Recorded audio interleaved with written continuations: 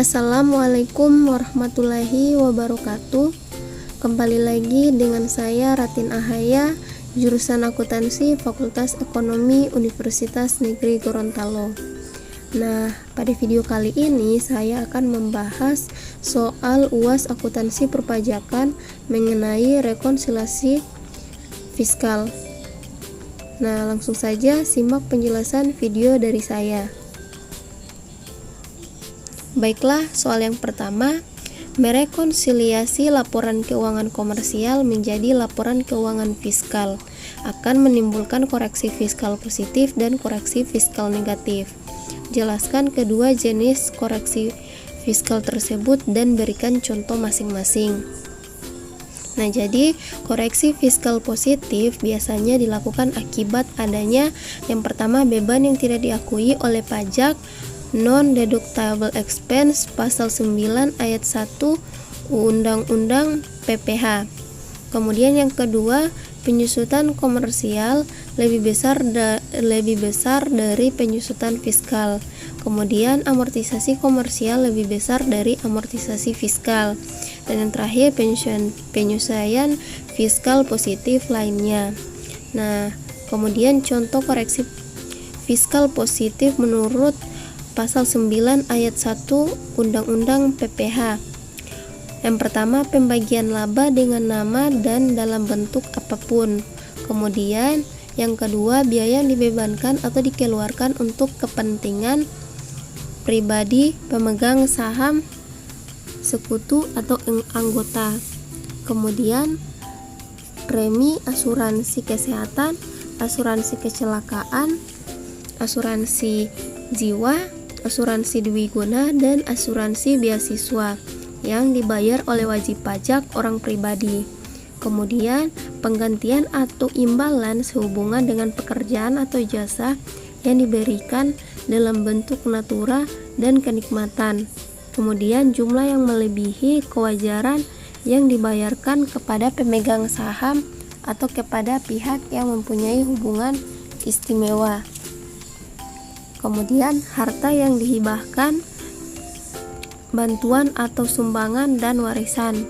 Kemudian biaya PPh. Kemudian biaya yang dibebankan atau yang dikeluarkan untuk kepentingan pribadi wajib pajak atau orang yang menjadi tanggungannya. Kemudian gaji yang dibayarkan kepada anggota persekutuan firma atau perseroan komanditer yang modalnya tidak terbagi atas saham. Yang terakhir, sanksi administrasi berupa bunga, denda, dan kenaikan serta sanksi pidana berupa denda yang berkenaan dengan pelaksanaan undang-undang di bidang perpajakan. Kemudian koreksi negatif. Koreksi negatif terjadi apabila laba menurut fiskal berkurang.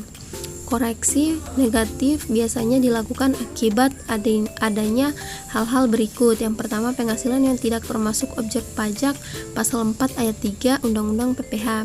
Yang kedua, penghasilan yang dikenakan PPh pasal 4 ayat 2 Undang-Undang PPh. Yang ketiga, penyusutan komersial lebih kecil daripada penyusutan fiskal. Yang keempat, amortisasi komersial lebih kecil daripada amortisasi fiskal. Yang kelima, penyesuaian fiskal negatif lainnya.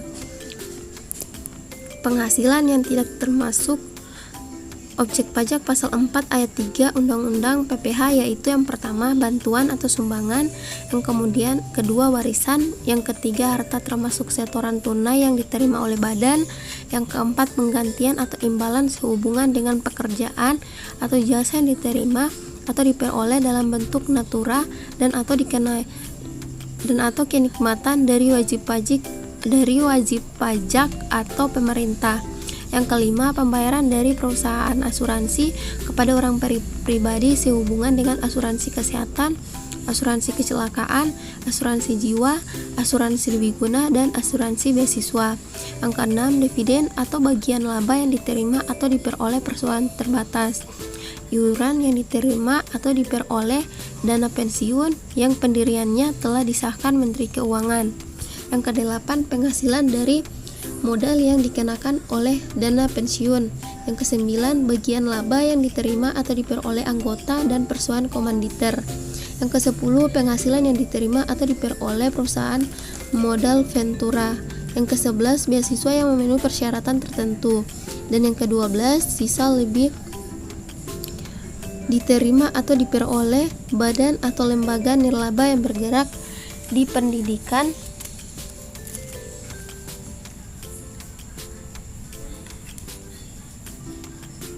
Kemudian penghasilan yang dikenakan PPh bersifat final pasal 4 ayat 2 Undang-Undang PPh. Yang pertama itu peredaran bruto, omset penjualan sebuah usaha di bawah 4,8 miliar dalam 1 tahun masa pajak. Yang kedua, bunga dari deposito dan jenis-jenis tabungan bunga dari obligasi dan obligasi negara, dan bunga dari tabungan yang dibayarkan oleh koperasi kepada anggota masing-masing.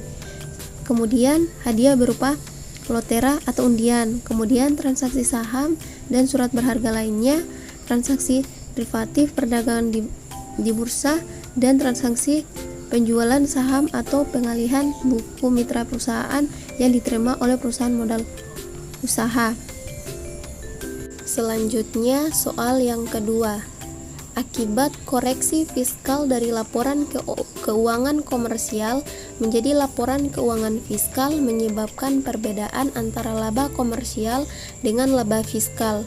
Perbedaan tersebut dikelompokkan menjadi beda tetap dan beda waktu. Jelaskan pengertian kedua jenis perbedaan tersebut dan berikan contoh masing-masing.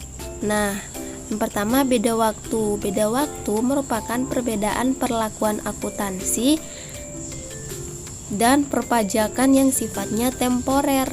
Artinya secara keseluruhan beban atau pendapatan akuntansi maupun perpajakan sebenarnya sama, tetapi berbeda alokasi setiap tahunnya. Beda waktu biasanya timbul karena perbedaan metode yang dipakai antara fiskal dengan akuntansi.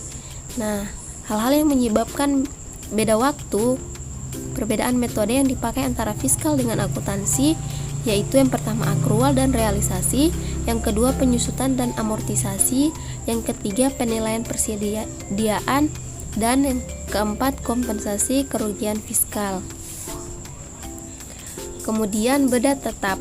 Beda tetap terjadi karena adanya perbedaan pengakuan penghasilan dan beban biaya menurut akuntansi dengan fiskal, yaitu adanya penghasilan dan beban yang diakui menurut fiskal, ataupun sebaliknya. Beda tetap mengakibatkan laba atau rugi pre-tax income yang berada secara tetap dengan laba atau rugi menurut fiskal PHKP. Hal-hal yang menyebabkan beda permanen, yang pertama penghasilan yang telah dikenakan PPh bersifat final pasal 4 ayat 2 Undang-Undang PPh. Kemudian yang kedua penghasilan yang bukan objek pajak pasal 4 ayat 3 Undang-Undang PPh. Yang ketiga pengeluaran yang tidak berhubungan langsung dengan kegiatan usaha, yaitu penghasilan serta pengeluaran yang sifat pemakaian yang jumlahnya melebihi kewajaran pasal 9 ayat 1 Undang-Undang PPh. Yang keempat, beban yang digunakan untuk mendapatkan penghasilan yang bukan objek pajak dan penghasilan yang telah dikenakan PPh bersifat final. Yang kelima, penggantian sumbangan dengan perpajakan atau jasa yang diberikan dalam bentuk natura. Yang keenam, sanksi perpajakan. Selanjutnya soal yang ketiga. Apabila laba akuntansi berbeda dengan laba fiskal, apakah perlu melakukan pembukuan ganda? Jelaskan upaya yang Anda harus lakukan agar perbedaan laba tersebut dapat dipahami oleh pemegang saham maupun oleh fiskus. Nah, jadi wajib pajak tidak perlu membuat pembukuan ganda, melainkan cukup membuat satu pembukuan yang didasari SAK etap. Setelah dibuatkan rekonsiliasi fiskal untuk mendapatkan laba fiskal PKP yang akan digunakan sebagai dasar perhitungan PPh, di mana rekonsiliasi fiskal adalah proses penyesuaian atas laba akuntansi yang berbeda dengan ketentuan fiskal. Rekonsiliasi fiskal ini dibuat untuk menghasilkan penghasilan neto atau laba yang sesuai dengan ketentuan perpajakan. Perbedaan antara laba akuntansi dan laba fiskal berpengaruh terhadap pertumbuhan laba, karena laba yang ada di laporan keuangan mengukur keuntungan perusahaan yang berasal dari laba fiskal atau laba setelah pajak. Kemudian soal yang keempat, PT Berkah bergerak dalam bisnis perdagangan kain tenun. PT Berkah merupakan wajib pajak badan yang berdomisili di Jakarta. Informasi dan data laporan keuangan komersial PT Berkah pada tahun 2009 adalah sebagai berikut. Nah, di sini ada tabel rekonsiliasi fiskal tahun 2019 oleh PT Berkah. Nah, di sini terdiri dari kolom keterangan menurut akuntansi, baru koreksi fiskal positif negatif, kemudian menurut fiskal, dan di sebelahnya keterangan. Nah, yang pertama penjualan atau peredaran usaha menurut akuntansi senilai 1.250.000. Kemudian menurut fiskal 1.250.000 juga. Kemudian HPP didapat dari persediaan ditambah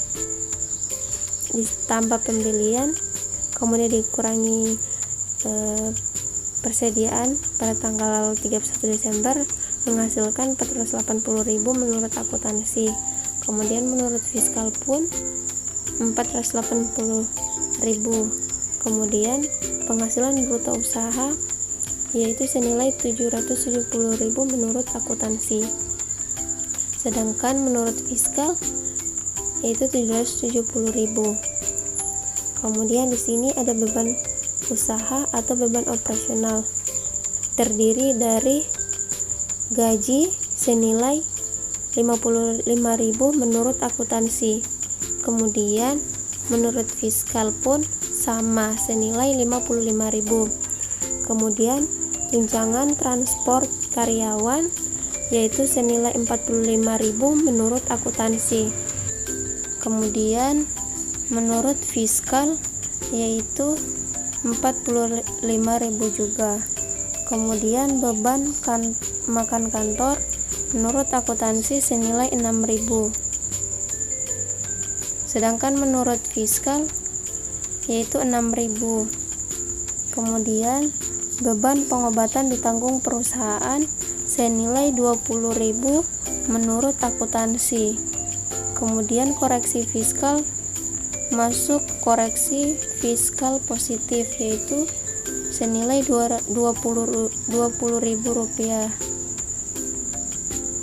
Dan menurut fiskal yaitu senilai 0 karena pada pasal 9 ayat 1 Undang-Undang PPh.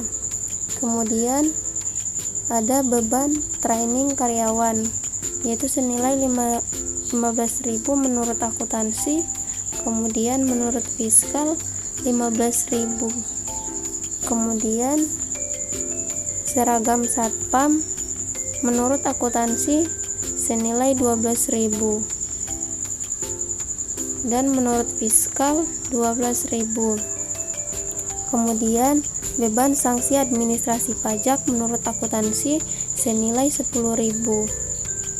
Kemudian kolom koreksi fiskal masuk koreksi fiskal positif yaitu 10.000 dan menurut fiskal senilai 0 rupiah karena pasal 9 ayat 1 Undang-Undang PPh. Kemudian bunga pinjaman senilai 7.000 menurut akuntansi.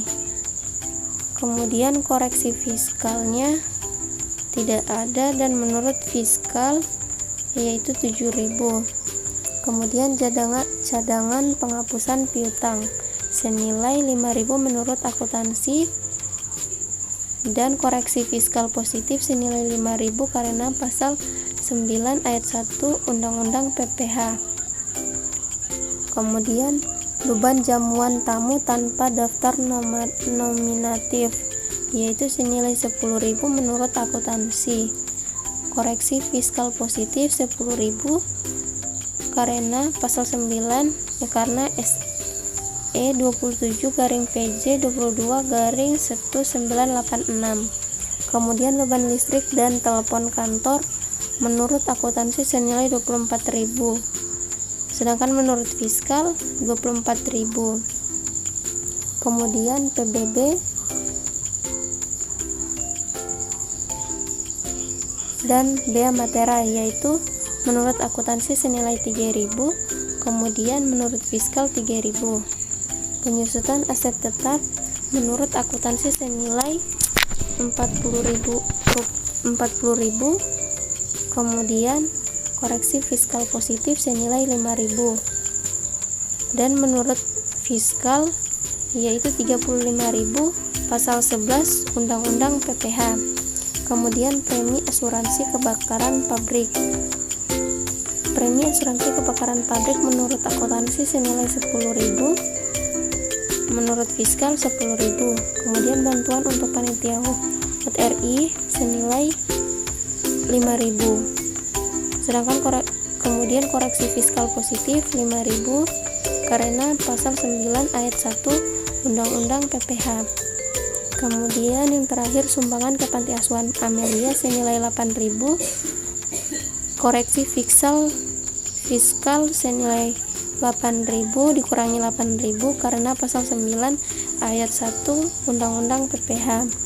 Jadi total beban usaha yaitu 275.000, dan menurut fiskal total beban usahanya 212.000.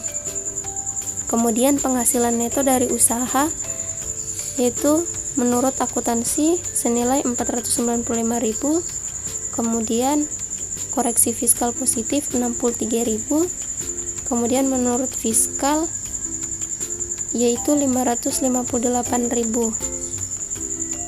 Kemudian ada penghasilan dari luar usaha.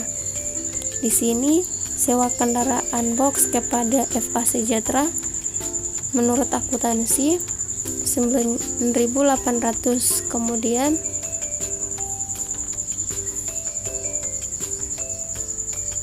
koreksi fiskal positif senilai 200 rupiah, dan menurut fiskal senilai 10.000 karena pasal 4 ayat 1 Undang-Undang PPH. Kemudian keuntungan selisih kurs menurut akuntansi senilai 5.000, dan sedangkan menurut fiskal 5.000. Kemudian penerimaan kembali PBB yang telah dibebankan yaitu senilai 5.000, kemudian menurut fiskal 5.000.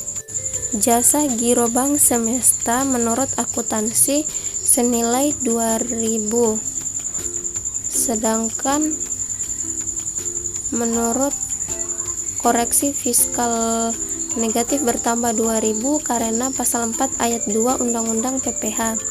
Kemudian penghasilan bunga deposito senilai menurut akuntansi senilai 1.000, kemudian koreksi fiskal negatif bertambah 1.000 karena pasal 4 ayat 2 Undang-Undang PPH.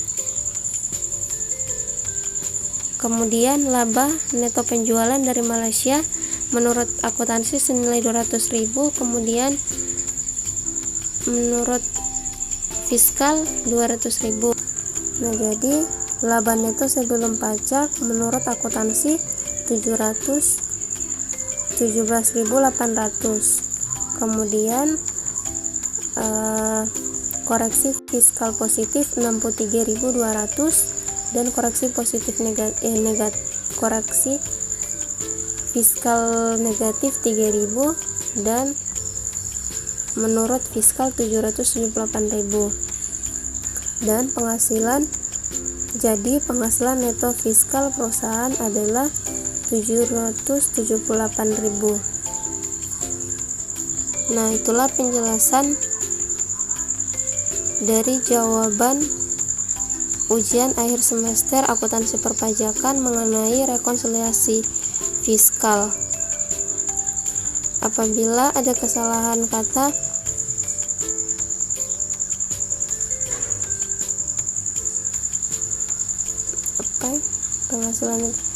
penghasilan neto Jadi penghasilan neto fiskal perusahaan adalah senilai 778.000. Demikianlah jawaban ujian akhir semester akuntansi perpajakan mengenai rekonsiliasi fiskal. Lebih dan kurangnya saya mohon maaf apabila terdapat kesalahan baik perkataan maupun perbuatan, mohon dimaafkan. Akhirul kalam, wassalamualaikum warahmatullahi wabarakatuh.